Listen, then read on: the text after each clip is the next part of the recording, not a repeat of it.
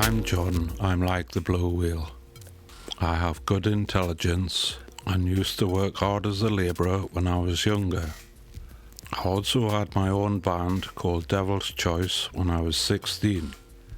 I'm a dad with a beautiful daughter and grandson. I like to keep a tidy home. I was born into 30 Gladstone Terrace by a district nurse.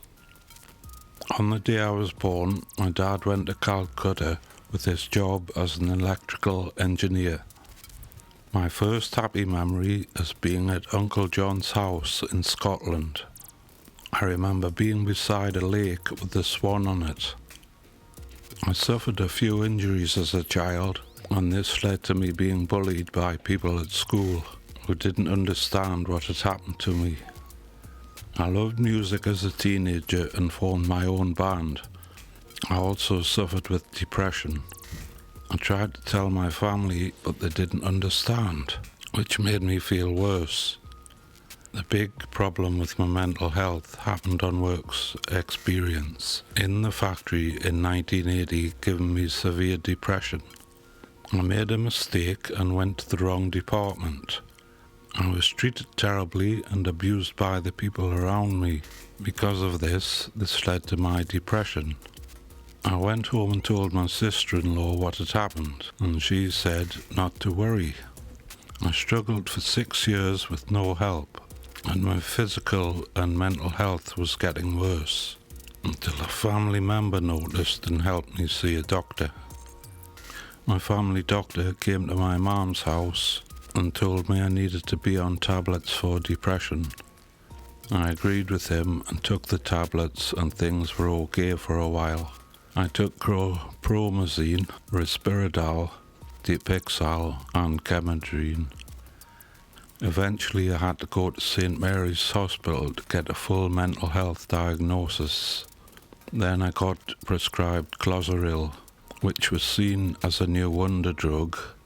At this time they stopped my Dipixal injections. I found it hard not to be working. I had been a really busy person with a minivan business, but that all had to be left. I found the staff okay in the hospitals, and they introduced me to some art groups. This helped with my confidence to continue with my music and band. In 1990, I was in my first house and was out for a walk round by the house where I was born in 1963. I felt like I had enough confidence to form my own band again, and found a drummer from Berkeley. He needed a bass guy, and we formed Cutting Heads. Being back into music helped greatly with my confidence. We made 2 CD albums together, and most recent was Reunion 2000. I'm currently with Berkeley Writers, which is a creative writing group who understand I have difficulties and support me to write brand new songs. I would then like to go to Bensham Sound Rooms to record this new material. My first album will be called Genre and the Poet Didn't Know It. Coming to the Clubhouse has really benefited me. It's the focal point of my week.